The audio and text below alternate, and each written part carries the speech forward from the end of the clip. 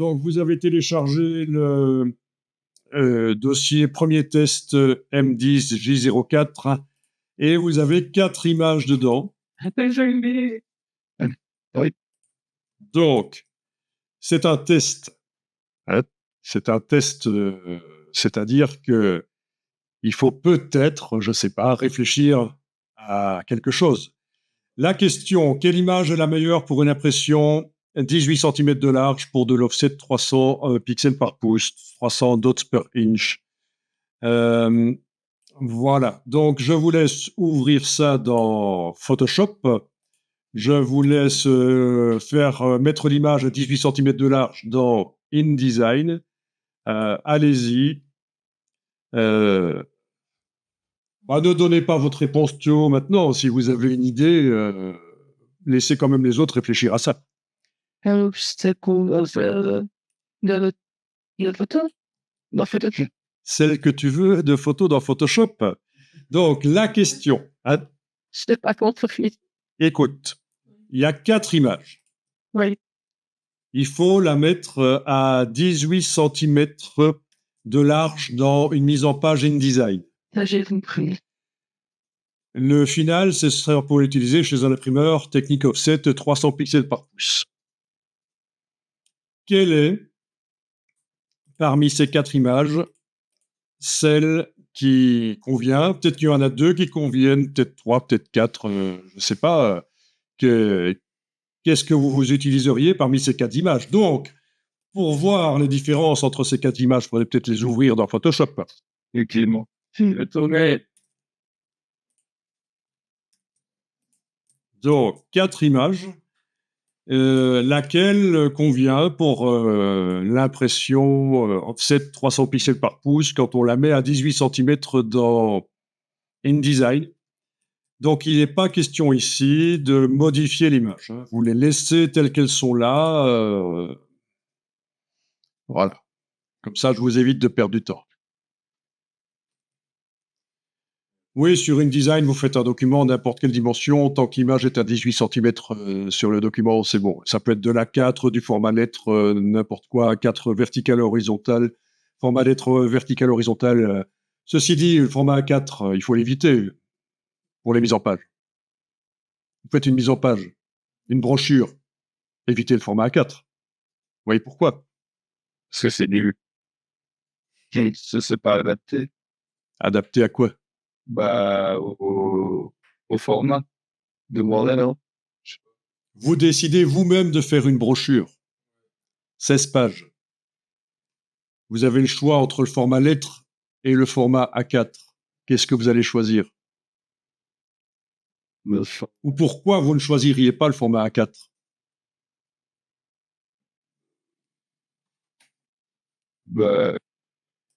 Mais la réponse, c'est que le format A4, c'est le format photocopie. C'est quand les gens reçoivent une facture ou n'importe quel document administratif, c'est de l'A4. Vous allez faire une brochure sympa, loisir en format A4. Oui, c'est strict. Allez, oui, c'est trop strict, voilà. Allez vers un format plus carré, un format américain, par exemple, ou n'importe quel autre format, puisqu'on peut choisir le format si on discute avec l'imprimeur et même faire des formats carrés si on veut. Complètement, hein. 18 cm sur 18, 25 sur 25, peu importe. Mais oui, format A4, c'est à éviter, évidemment. C'est pas pro. Ben non. Résolution de l'exercice. Je fais dans InDesign un nouveau document. Je vais dans la partie impression, par exemple, choisir lettre, horizontale ou verticale, peu importe. Donc le format n'a pas d'importance. Il n'y avait rien qui vous était imposé, juste que l'image doit avoir 18 cm de large. Donc il y a plein de méthodes pour y arriver, plus ou moins complexes, à mettre l'image à 18 cm de large. Une méthode que je pourrais tester ici, c'est de prendre cet outil-là et de tracer, et puis d'aller mettre ici 180, donc en largeur, 180, touche tabulation, voilà. Voyons un peu ça, avec la flèche noire. Voilà. Donc il y a 180 de largeur, ça c'est certain. Ok, voyons un peu si j'importe fichier importer. Excusez-moi, mais c'est... Et le matin, il faut que je règle mon écran en plus. J'ai oublié qu'il fallait que je le règle pour qu'il soit plus clair. Fichier importé. Et vous avez donc 4 versions de l'image. Alors, qui a trouvé que c'est la version 1 qui est la bonne? Personne. Qui a trouvé que c'est la version 2 qui est la bonne? La version 3? Ah, 2 parmi vous ont trouvé que la version 3 était la bonne. Et la 4? 2 personnes. D'accord. Est-ce que vous savez me dire pourquoi la version 3 pour vous était la bonne? Et passant. PPP réel 300, d'accord.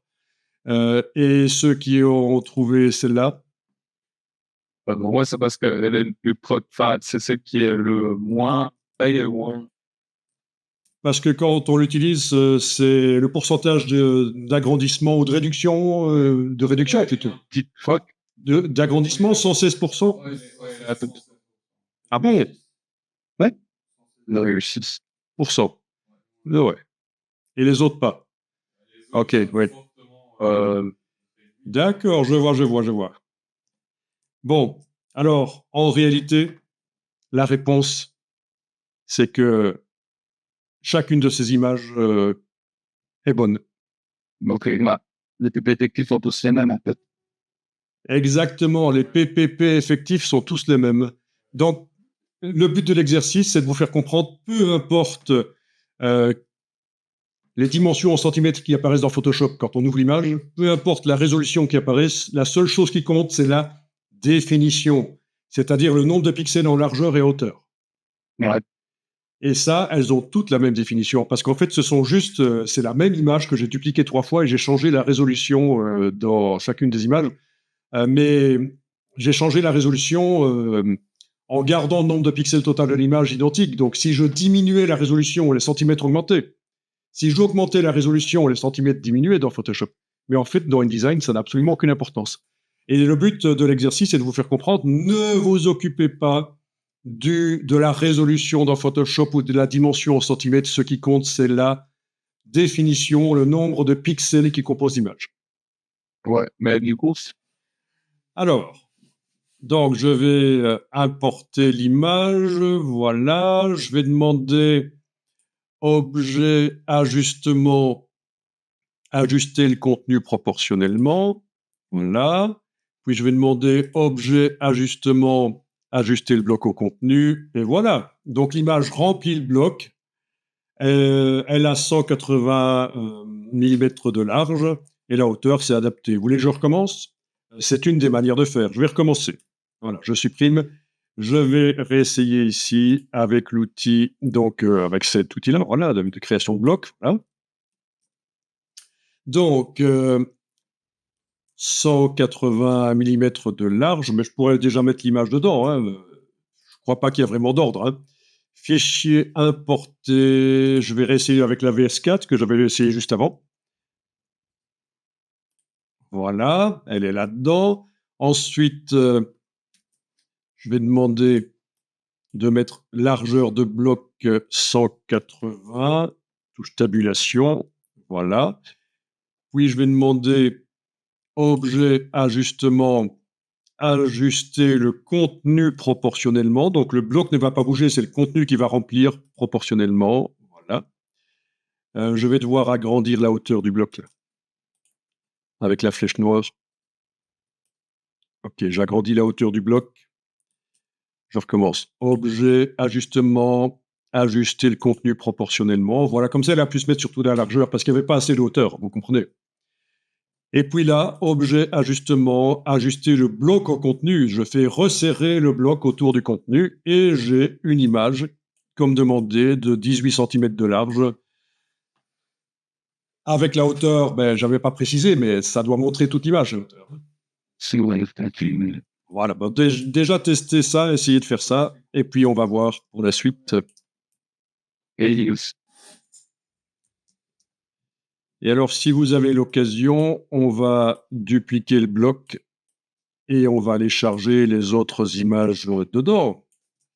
C'est-à-dire qu'avec la flèche noire et la touche option, la touche Alt, j'ai déplacé le bloc image là, et puis je vais aller cliquer sur le réticule, touche suppression sur le clavier, donc le bloc reste en place, mais l'image à l'intérieur s'en va.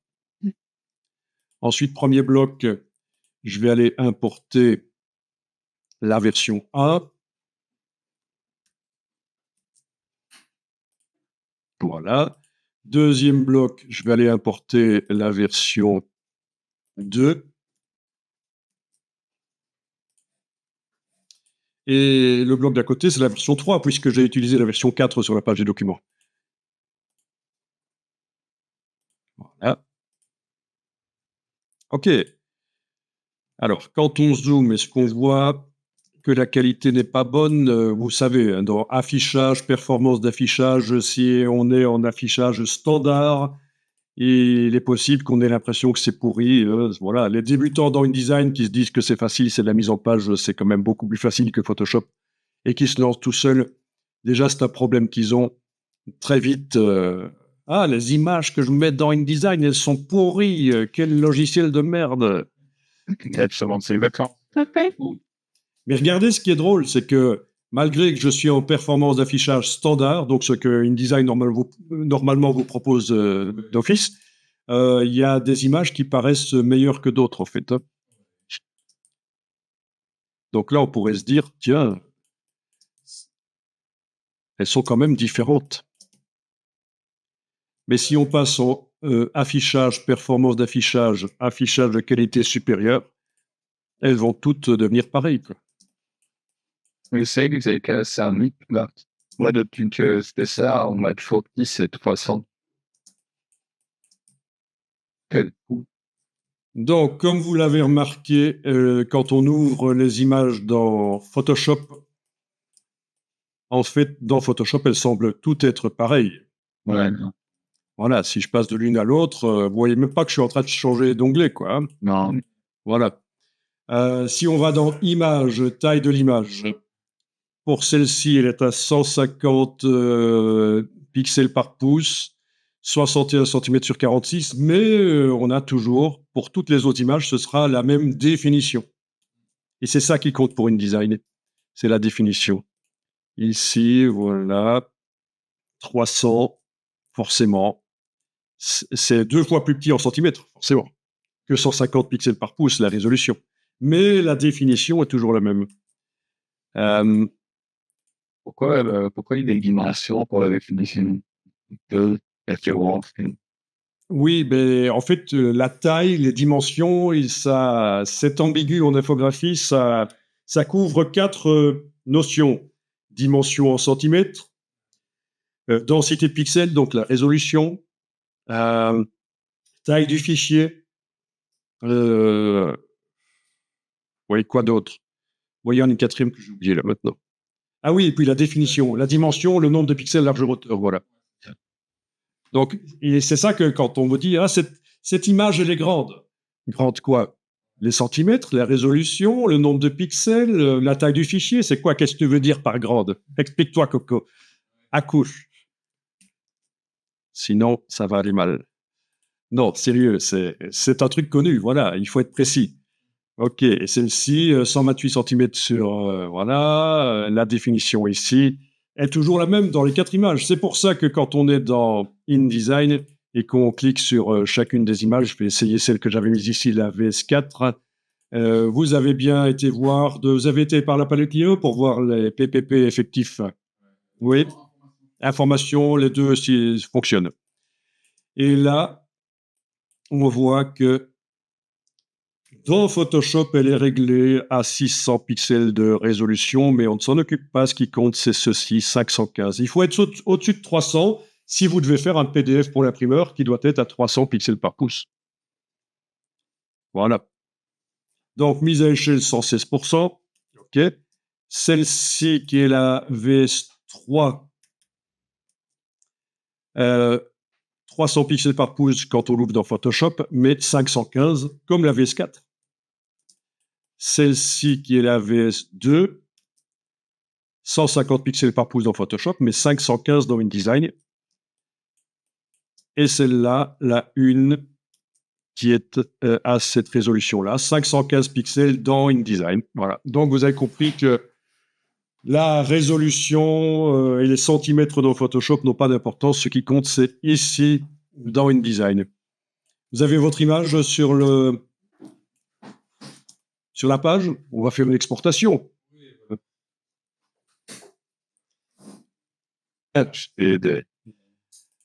On va faire l'exportation de la page avec votre image qui est là. Il faut remarquer que si on devait redimensionner,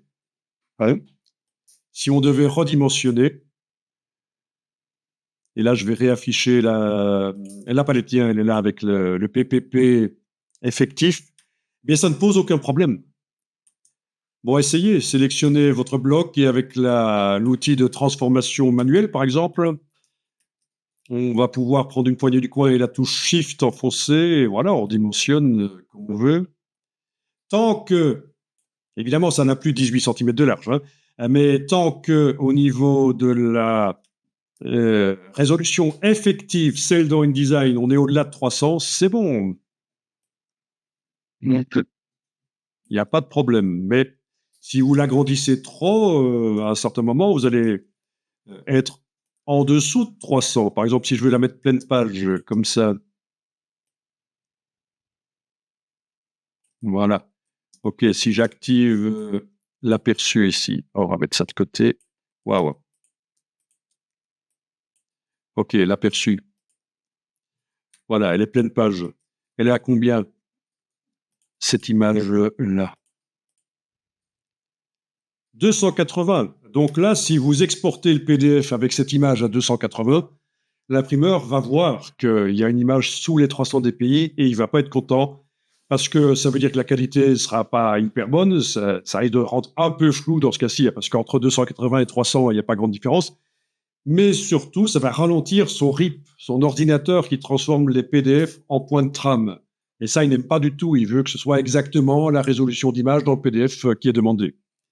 Donc, et en fait, à l'exportation de PDF, on peut diminuer la résolution des images qui sont au-dessus de 300, on peut les ramener à 300, mais l'inverse, non, on ne peut pas remonter.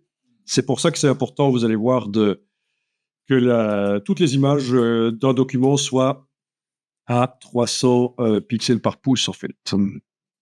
Ou plus, bien sûr. Et ça. Voilà. Et c'est dans l'onglet compression, alors c'est ça. Et donc, si vous aviez préparé à l'ancienne votre image, vous l'aviez mise à 300 pixels par pouce dans Photoshop, ce qu'on fait là, avec l'outil de transformation, décider à l'œil de la taille à laquelle on veut une image, finalement, pas possible, parce que vous allez vous éloigner des 300 pixels par pouce. Si vous êtes dans cette logique-là qu'il faut absolument au PPP effectif du 300. Oui, parce que c'est au PPP effectif qui est c'est créé aucune fois. On va faire la petite démo après. Alors, fichier exporté, PDF impression.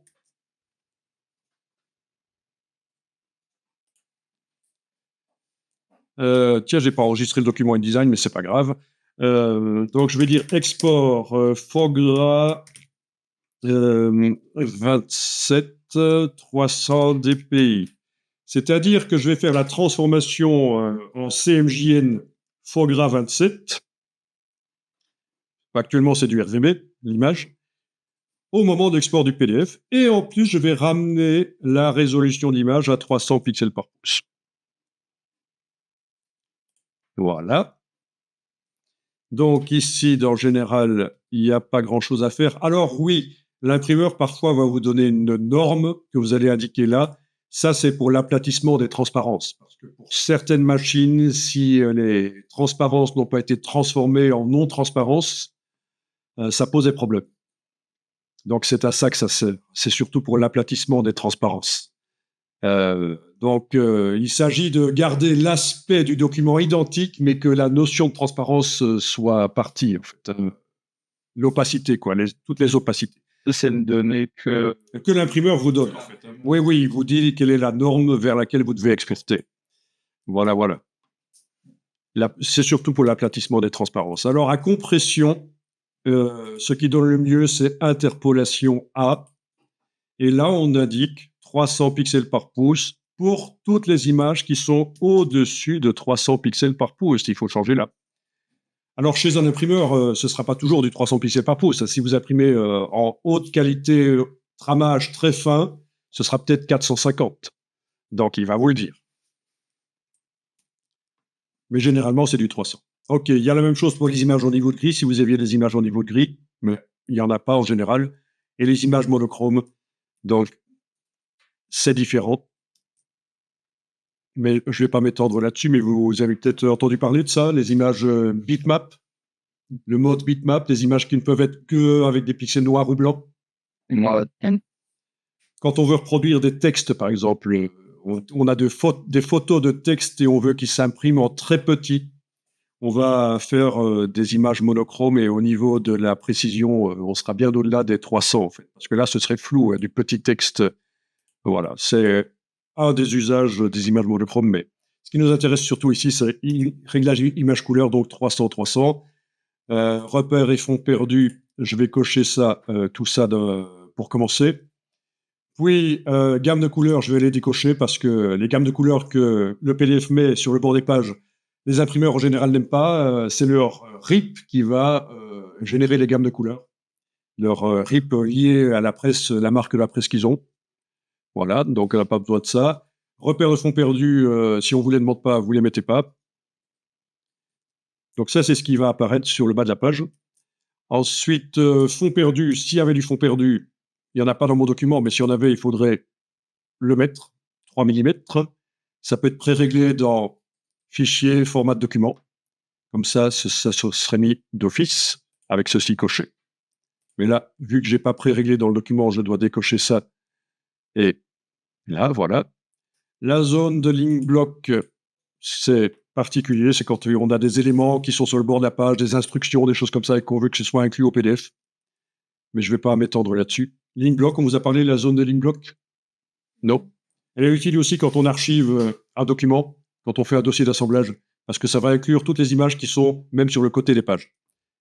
Tandis que si on n'utilise pas la zone de ligne bloc quand on fait un assemblage pour l'archivage, les images qui sont sur le bord des pages du document ne sont pas intégrées dans le dossier d'assemblage. Donc voilà, je ne vais pas en parler plus ici, mais j'imagine que le fond perdu, là, Finger is the Nose, vous connaissez forcément. OK. Sortie, c'est ici qu'il faut absolument. Voilà. Est-ce que j'ai le Fogra 27 ici?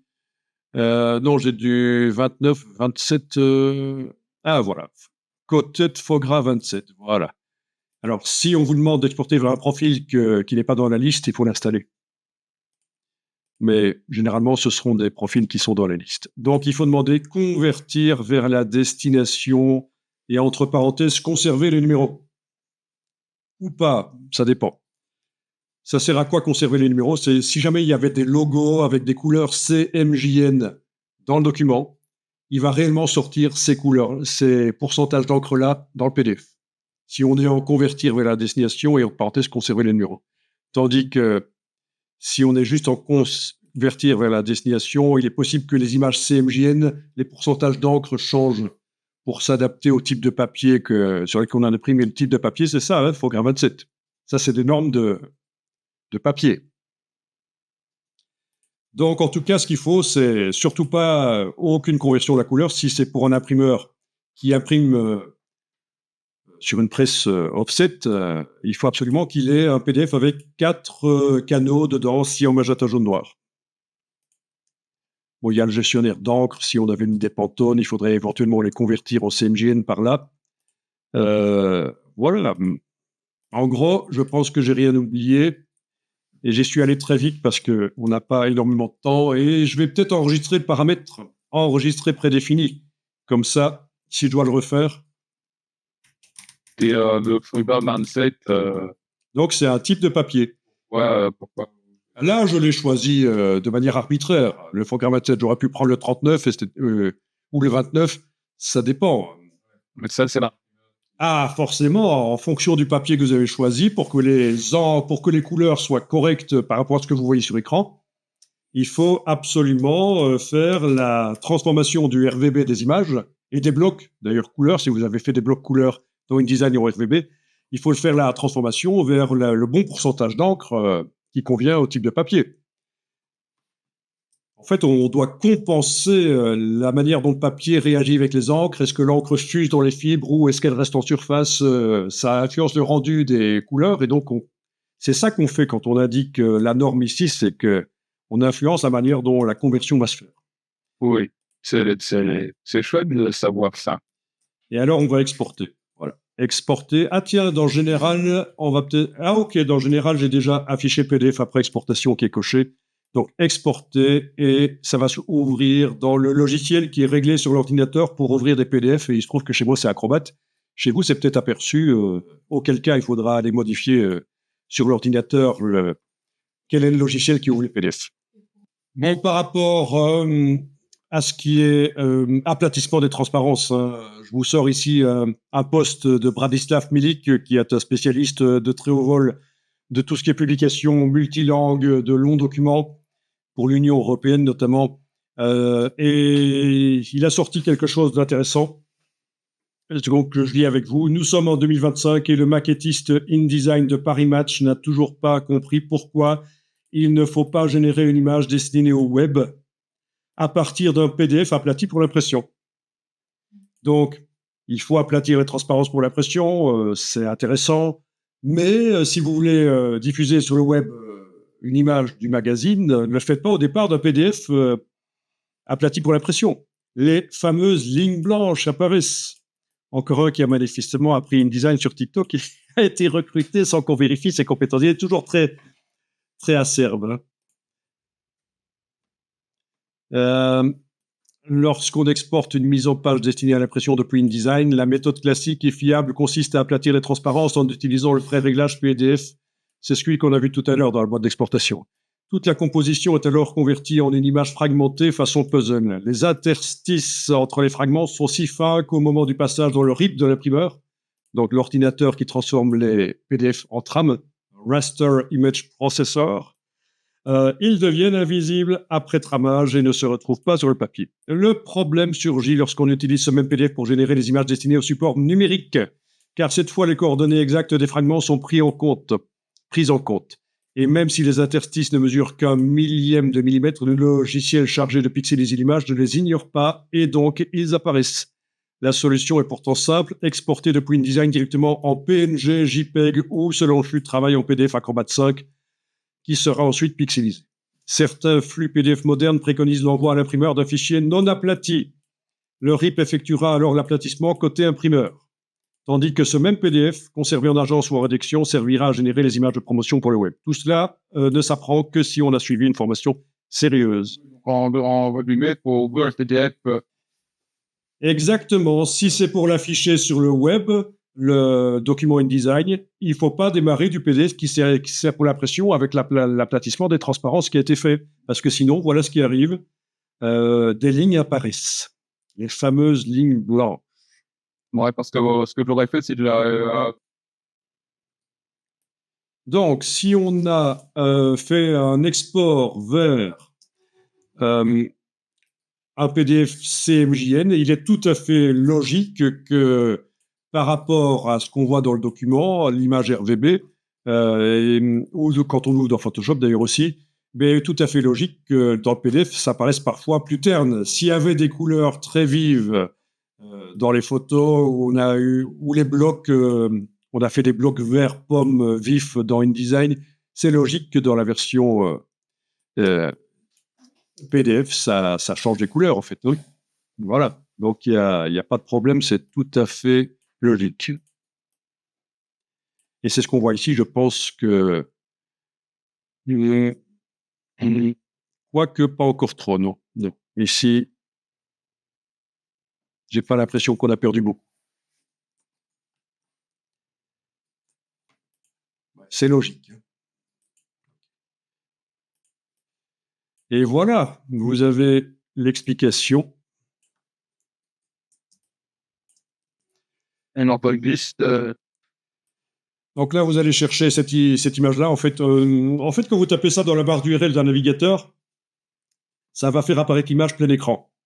C'est une image qui vient de ce site qui est très connu, PXHere. Je sais pas trop comment être prononce. C'est certainement un jeu de mots qui m'échappe, hein. Mais voilà, si vous tapez ça, ça fait apparaître une image, vous faites un clic droit dessus, enregistrez l'image sous. Ça va nous servir pour un peu parler à nouveau de cette notion de résolution. On va montrer comment, à l'ancienne, on fait et quel est le problème pour que tout le monde ait bien compris de quoi on parle.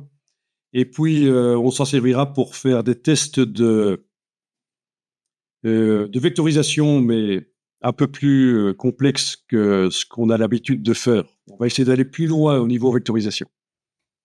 Mais ça, c'est pour après, ce sera dans Illustrator. Mais dans un premier temps, on va l'utiliser donc dans InDesign et Photoshop, cette image. Donc, clic droit, enregistrer une image sous, et vous devriez la voir.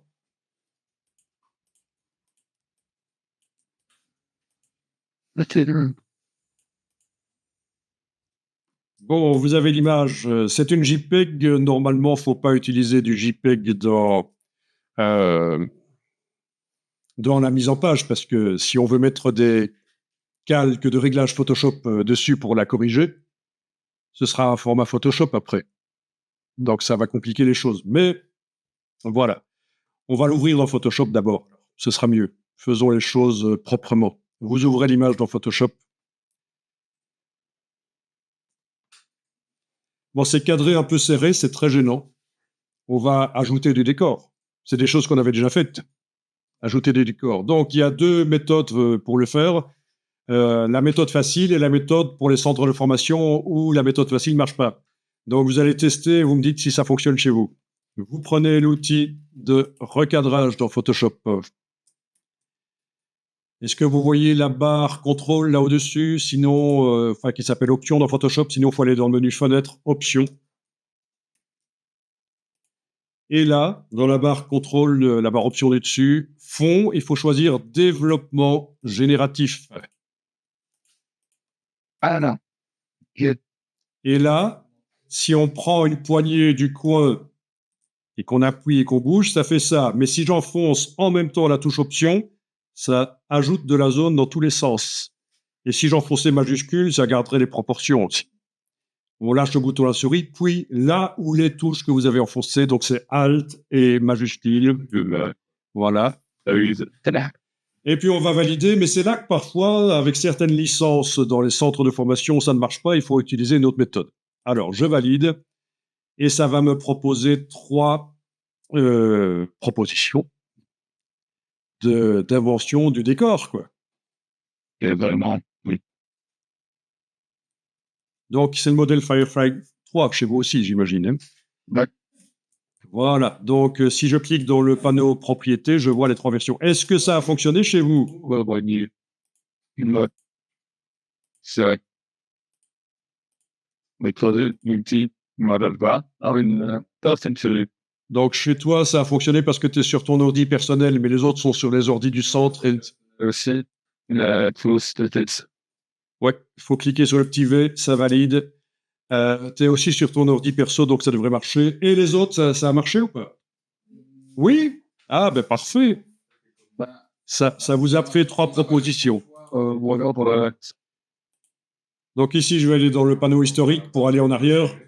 Menu fenêtre historique. Non. Parce qu'on s'est fait le. Et je vais d'abord, panneau historique, il faut l'agrandir. S'il est petit comme ça, vous amusez pas comme ça, on l'agrandit. Ça m'énerve au plus haut point de voir des gens qui sont là avec leur petit ascenseur. Où est mon truc? Je le vois pas. Ok, on agrandit. Deuxièmement, je vais revenir en arrière. Donc, avant le développement génératif, donc je vais cliquer moi sur ouvrir.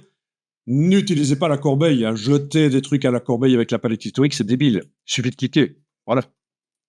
Pourquoi je vous montre ça? C'est pour la méthode, si jamais ça ne fonctionne pas, la méthode vue avant. Donc, comme je vous disais, dans certains centres, ça ne marche pas. Donc, je remonte. Outil recadrage. Arrière-plan. Touche Alt pour agrandir dans tous les sens. Majuscule si je veux garder les proportions. Je valide. Ensuite, outil rectangle pointillé. Je démarre dans l'image, pas sur le bord de l'image. Je termine dans l'image, pas sur le bord de l'image. Je fais sélection, intervertir. Édition, remplissage génératif qu'on a aussi normalement sur la barre menu fenêtre, barre des tâches contextuelles qui n'était pas apparente chez moi. On a également remplissage génératif qui est là. Ça ne marche que s'il y a une sélection qui est faite. Voilà. Et je clique sur générer. Pas besoin de mettre un prompt si je veux juste qu'il invente la suite. Et là, ça devrait marcher. Si ça ne marchait pas avant, cette méthode-là marche. Pourquoi? Je ne sais pas. Pourquoi la première méthode ne marche pas sur les licences éducation dans les centres de formation? Je ne sais pas. Voilà. Et on a 3 propositions. Voilà, voilà.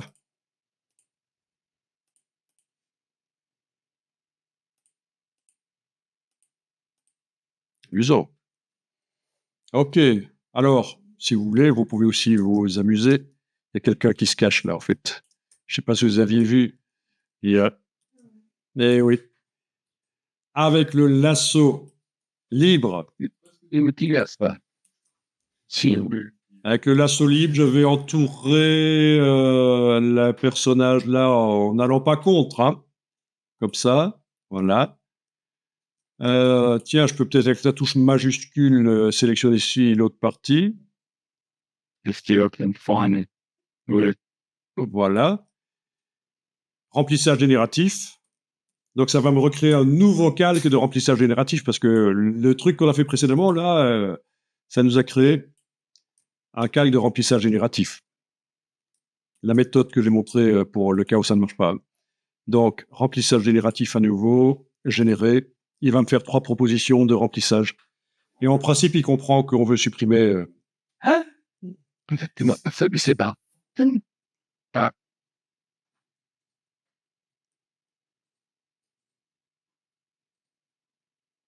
Voilà. Alors, 3 propositions. Laquelle est la plus plausible? C'est marrant, mais dans ma culture, il écrit des trucs étranges sur moi. Comme si c'était un message qui t'intéresse. Et alors ici, on a des choses bizarres. Hein. Franchement, je vais aussi entourer ça parce qu'il m'a fait un truc bizarre et lui demander à nouveau de remplir.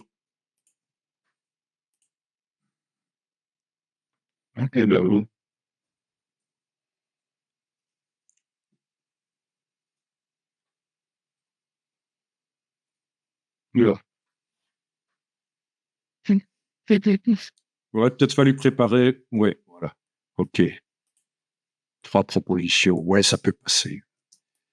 Ça peut passer. Si vous montrez la photo à quelqu'un, hein, parce que on pourrait dire, tiens, il a quand même un peu foiré, là. C'est quoi ce truc Si vous montrez la photo à quelqu'un, la personne va avoir une vue d'ensemble sur la photo. Elle ne va pas commencer à dire, ah, à cet endroit-là, c'est bizarre. C'est bizarre, ce sont tous les câbles électriques, ça t'évolue pas. Ah, mais pour ça, il y a un outil spécial pour supprimer les câbles dans le ciel, en fait. Hein. Oui, il y a un outil spécial. Édition, remplacement du ciel. Oui, mais ça c'est pour remplacer le ciel par autre chose, mais je ne pense pas que ce soit l'outil spécialement pour les câbles électriques dans le ciel. Là, c'est vraiment pour mettre un autre ciel. Donc, c'est pas cet outil-là auquel je pensais. Mais bon, peu importe, on va avancer ici sur l'image. Alors, vous allez enregistrer au format Photoshop, forcément. Voilà, il m'a juste mis un message pour me dire qu'il ne pouvait pas être enregistré au format JPEG, mais je le savais déjà. Donc, il m'a mis forcément d'office le format Photoshop parce qu'il y a des calques et des objets génératifs. Et je vais renommer ça. Voilà.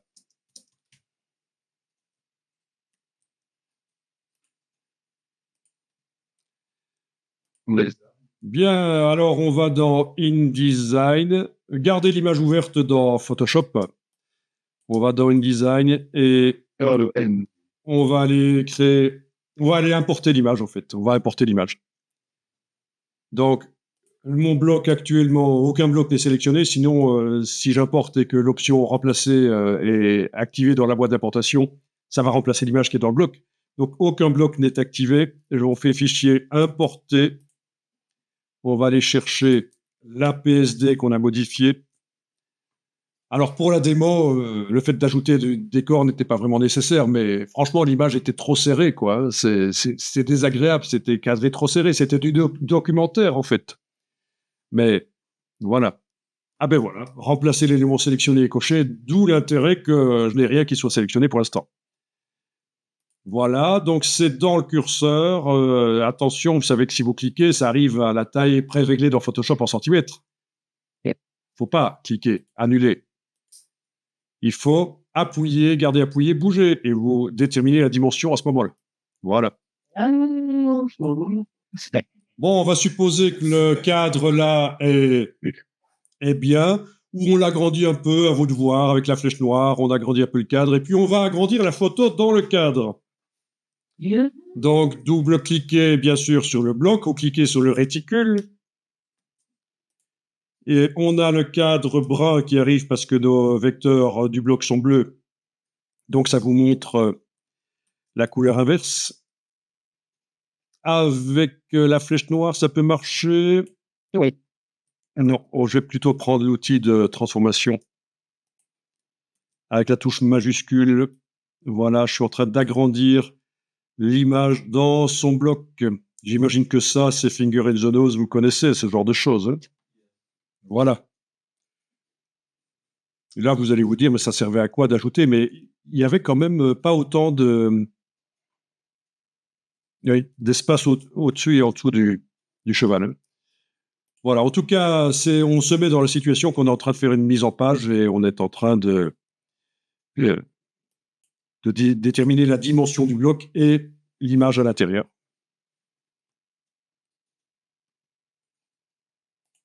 On va quand même enregistrer le fichier, parce que jusqu'à présent, on n'a pas encore enregistré.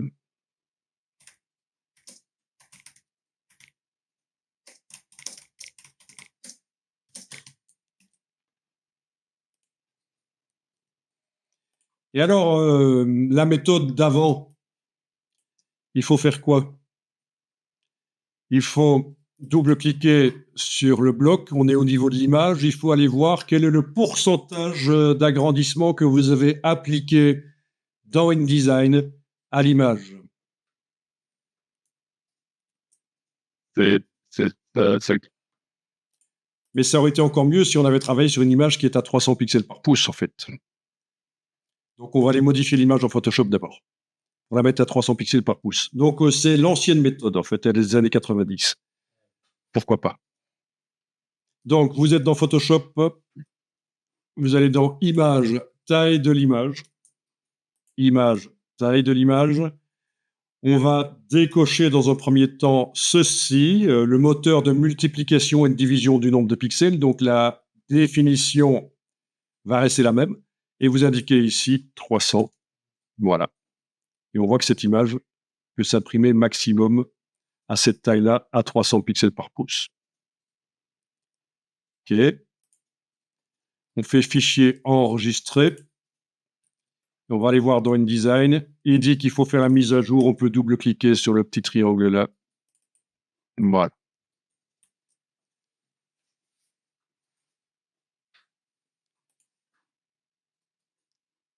Les coupes effectifs, il commence 300. Et oui, ça c'est problématique. Il faudrait mettre l'image à 100% en fait. À 100%. Donc ici, quand vous êtes, vous avez double-cliqué sur l'image, vous êtes au niveau de l'image, on voit le cadre brun. On va mettre à 100% ici. Avec la petite chaîne là, voilà, 100% dans les deux sens. Donc voilà la taille à laquelle l'image peut s'imprimer maximum. Vous avez été où pour faire ça?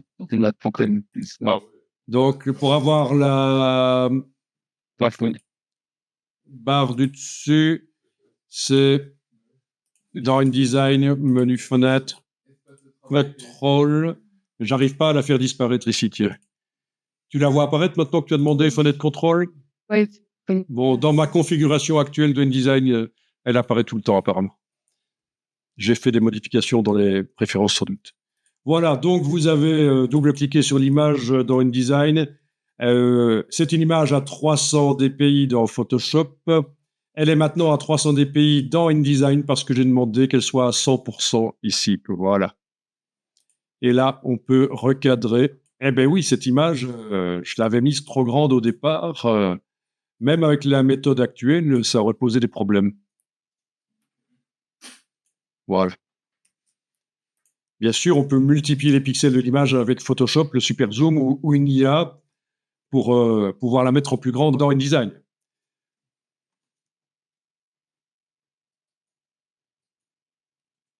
OK.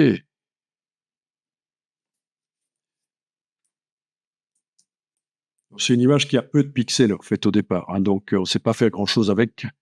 1766, voilà, ça, c'est la dimension, c'est peu hein, pour de l'impression. OK. Donc là, vous êtes nickel.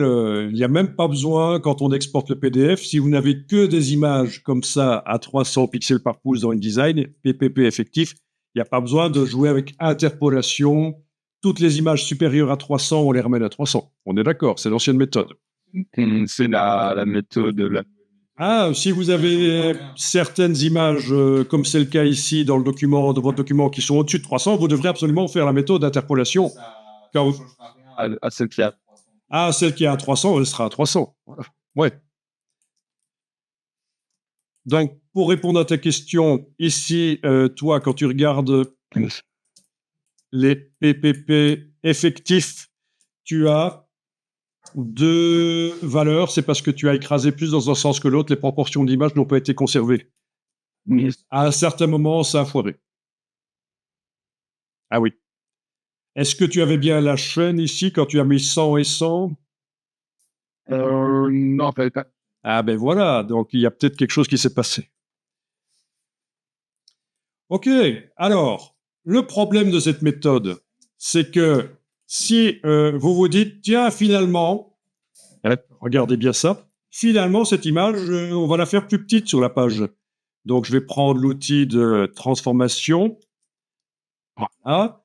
Touche Shift. Je suis en train de travailler sur le bloc, pas sur l'image. Hein. On voit bien que c'est bleu. Hein.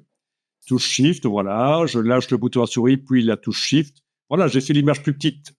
Un peu plus petite, hein, quoi. Voilà. Eh bien, on a un problème. On n'est plus à 300 PPP effectif. Donc, qu'est-ce qu'on doit faire? Mais dans Photoshop, il va falloir, d'abord, avec dans InDesign, il va falloir, en double-cliquant sur le bloc ici, on est au niveau de l'image, aller voir quel est le pourcentage de réduction, 69,97. Et il va falloir faire la même chose dans Photoshop. Et puis la remettre à 100% dans InDesign. En fait, dans les années 90, quand les logiciels de mise en page ne pouvaient pas faire leur dimensionnement correct des images, on fonctionnait comme ça. Moi, je travaillais avec un gars qui faisait un catalogue de produits et moi, je m'occupais des images. Une fois qu'il avait fait la mise en page, mis les produits à la bonne, à la taille qu'il faut dans la mise en page pour que visuellement ce soit correct, il me refilait toute une liste. Tel fichier, je l'ai mis à 69%. Tel fichier, il est à 83%. Blablabla. Bla, bla, bla, bla. Et je devais, dans Photoshop, redimensionner les images pour que, ensuite, avec les images redimensionnées, quand il les met dans sa mise en page, c'était Quark Express, à l'époque, c'était pas InDesign, on parle des années 90, elles étaient à 100%. Voilà. Donc, je vais faire l'exercice. 69,97. OK, ça, c'est le pourcentage que moi, j'ai fait. Donc, je dois aller dans Photoshop. Oui, dans InDesign, il faut bien avoir double-cliqué. On voit le cadre brun, on est au niveau de l'image et on voit là le pourcentage de réduction. Voilà. Oh, ceci dit, on le voit peut-être aussi ici dans la palette lien. Ah oui, ici, il a arrondi, en fait. Voilà. OK, donc je disais dans Photoshop, où on est censé faire image, taille de l'image. On coche rééchantillonnage parce qu'on veut modifier le nombre de pixels de l'image. Ici, à la place de centimètres, on met pourcent et on va taper le pourcentage. Voilà. Et donc, ça va toujours me faire une image à 300 pixels par pouce, mais ça va me la réduire. Et du coup, en principe, si je la mets à 100% dans InDesign, elle sera à 100% 300 dpi. Là, le PPP effectif sera à 300 dpi. Ok, je vais enregistrer sous un autre nom, en fait. Hein, je vais dire réduit. C'est la version réduite. Oui. À cette partie-là, elle n'est pas facile parce que c'est l'ancienne méthode qui est pourrie, quoi. Hein. Voilà. Donc, je suis revenu dans InDesign. Ce bloc image que je sélectionne, la palette lien, je vais dire, tiens, non, c'est pas cette image-là, je vais les remplacer. Donc, menu de la palette lien, rééditer le lien. Je vais la remplacer par la version réduite, voilà. Ouvrir, voilà. Qu'est-ce qu'on a? Eh ben, elle est à 100%. Si je double-clique sur le bloc, je vois le cadre brun en double-cliquant sur le bloc. Je vois que le taux d'agrandissement, c'est bien 100%. Enfin, oui, à peu près. Hein. On est proche de 100%. La résolution dans la mise en page, dans InDesign, 300. Voilà. Et donc, c'est tout un boulot, quoi. Pourquoi le faire dans Photoshop alors qu'on peut le faire en exportation du PDF? C'est ça la question. C'est un peu Mais ça, c'est ce que vous faisiez avant. C'est ce que vous faites, ce genre de choses. ce que le student a demandé qu'on fasse pour de faire leur méthode. Ben, c'est une méthode qui était utile quand les logiciels de mise en page ne savaient pas faire de redimensionnement d'image. Mais maintenant, maintenant, depuis 2000, hein, ça fait 25 ans que dans InDesign, quand on exporte, on peut redimensionner à la manière de Photoshop, ce qu'on appelle l'interpolation bicubique. Et donc, c'est correct. Intéressant. On le fait. Donc, vous voyez quel est le problème de l'ancienne méthode, c'est que si en cours de route de mise en page, vous vous dites, tiens, je vais redimensionner le truc, finalement, cette image qu'on avait prévue à cette taille-là, on va la faire plus petite, ben, vous devez la repasser dans Photoshop, quoi, c'est ennuyeux. Oui, c'est une chaîne. Bon, après, il y a une méthode aussi, il faut modifier ce qu'on appelle le contrôle en amont, le panneau de contrôle en amont qui est là, voilà, ici. Il faut le modifier pour lui demander de nous signaler toute image dans le document qui serait en dessous de 300 pixels par pouce. Donc, je parle de la nouvelle méthode. Et à ce moment-là, vous faites les images plus petites dans la mise en page pour qu'elles deviennent à 300 ou au-dessus. Forcément, l'image est plus petite, les points se densifient, donc on augmente la résolution dans InDesign. Soit on multiplie les pixels avec de l'IA, ou pas d'IA d'ailleurs, dans Photoshop. Voilà, on l'a aussi dans le menu fenêtre, sortie, contrôle en amont. Donc c'est un truc qui est prévu pour vous signaler les erreurs avant que vous génériez le PDF. Mais il n'est pas prévu actuellement pour vous signaler les images qui sont en dessous de 300 pixels par pouce, mais c'est super facile en fait à faire. Donc on fera un petit profil de contrôle en amont, comme ça vous verrez comment ça fonctionne. Et vous verrez, c'est marrant, quand on dimensionne l'image, à un certain moment, le bouton rouge, ça s'allume rouge ici pour dire que, tiens, il y a une image qui est en dessous de 300 pixels par pouce, vous l'avez trop agrandie. Il faut agir, la faire plus petite ou multiplier les pixels dans Photoshop. Ce qui n'entraîne pas de perte de qualité, contrairement à ce que beaucoup de gens vont vous dire. Multiplier les pixels dans Photoshop ne pose absolument pas de problème. On fera un petit test avec une image plus pourrie que ça, en fait. C'est absolument dingue. On arrive à faire réapparaître même du texte qui était dans le flou. C'est la folie. Sans IA, hein, c'est quelque chose qui existe depuis plus de 15 ans. Mais là, l'image est de trop bonne qualité. Tous les textes sont bien visibles. Mais bon, vous verrez. Donc, image, taille de l'image. Les pourcentages ici, quand on multiplie par 4, par exemple, le nombre de pixels de l'image, il y en a qui vont vous dire « Ne faites jamais ça, ça va réduire la qualité. » Au contraire, ça l'augmente. Ça l'augmente, c'est bizarre, hein, mais ça l'augmente. Pas tout comme des super tools. Oui, c'est l'ancien Super Zoom, oui. Le Super Zoom va plus loin, bien sûr, parce que lui, il fait de l'IA. Il invente des détails qui sont vraiment pas dans l'image, mais là, c'est faire ressortir des détails de l'image qui étaient cachés dans le flou, on va dire. Alors, ça paraît mystique et mystérieux, ésotérique, des détails cachés dans le flou, mais en fait, c'est une science très connue. Hein. Si une image, au départ, avait le détail qu'on l'a réduite, les détails est toujours latent, caché dans les données. C'est ce qu'on appelle... Américain, quand ils zooment Oui, les photos, à chaque fois, attends, fais-moi un zoom. donc il y a deux spécialistes de l'échantillonnage qui ont théorisé ça, c'est Nyquist et Shannon. Donc ils disent que on peut ressortir des détails qui sont noyés dans le flou, on peut les ressortir grâce aux statistiques. Voilà. Donc, raison pour laquelle, bizarrement, quand on augmente le nombre de pixels d'une image dans Photoshop, en réalité, même avec l'ancienne méthode qui existe depuis 15 ans, ça fait ressortir du détail.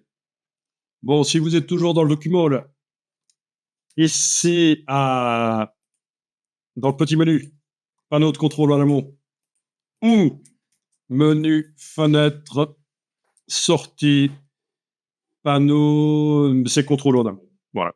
Menu, fenêtre, sortie, contrôle en amont. Donc, vous connaissez ça, quand il y a du texte en excès, du texte qui n'apparaît pas entièrement dans un bloc, ça vous le dit. Enfin, voilà, c'est pour prévenir des problèmes, quoi. C'est c'est le petit stagiaire qui vérifie que tout est bien dans votre document, quoi. euh, donc, ici, dans le menu du panneau contrôle en amont, vous avez définir les profils. Menu pancake. On appelle ça le menu pancake. Ah, c'est drôle. Ah, hamburger, oui, c'est le triple de chez Burger King, comme disait le Premier ministre. Alors, définir les profils. Définir les profils. On va créer un nouveau profil avec le petit signe plus. Voilà. Donc, il vous demande le nom du profil.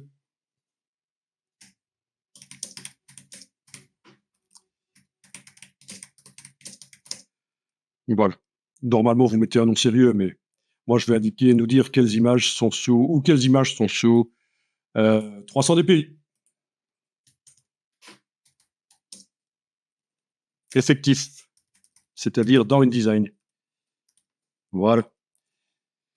Et du coup, qu'est-ce qu'il faut faire? Ben, vous voyez déjà la partie image, est-ce qu'elle est détractée, j'allais dire? Contractée, détractée. Non, est-ce qu'elle est déployée? Sinon, vous la déployez, la partie image, et vous allez à résolution d'image, vous enclenchez résolution d'image, et résolution minimale des images couleurs, il faut indiquer 300. Voilà. D'accord. Résolution d'image, résolution minimale, 300. Enregistré. OK. Donc, du coup, maintenant, dans le panneau contrôle en amont, à la liste des profils ici, je trouve mon profil. Quelles images sont sous 300 dpi effectifs? Et on peut tester. Donc, actuellement, avec la flèche noire, je sélectionne cette image-là et le panneau lien qui est là me dit, tiens, voilà, PPP effectif, c'est ça, OK. Bon, je vais essayer avec celle-là, dont je sais qu'elle est plus petite. PPP effectif 300. Donc, si je l'agrandis avec, par exemple, l'outil de transformation manuelle, dès que je vais l'agrandir, je vais passer forcément en dessous de 300 puisque je vais écarter en quelque sorte les pixels les uns des autres. Et normalement, ça va me signaler une erreur. Donc, on teste ça. Et voilà, une erreur. Donc, quand vous avez un document avec plein d'images, 10, 15, 30, 50 images, évidemment, ça va vous éviter ça, de devoir cliquer sur chaque image et regarder le panneau lien, vérifier que vous êtes bien à 300 ou au-dessus de 300 dpi effectif, pixels par pouce effectif. Donc, si l'image je la fais plus petite, à un certain moment, l'erreur va s'en aller, voilà, aucune erreur, parce que je suis au-dessus, pour cette image-là, de 300 pixels par pouce effectif. Voilà, donc très intéressant, cette petite astuce pour automatiser les alertes InDesign. Et on peut parfois dans le film, quelque chose comme ça. Ah, que ça fasse un son, honnêtement, je ne sais pas. Moi, je suis d'une époque où les ordinateurs ne faisaient pas de son. Donc, écoutez, si vous trouvez il peut y avoir une alerte sonore, vous me le dites. Hein. Mais bonne question, on m'a jamais posé la question.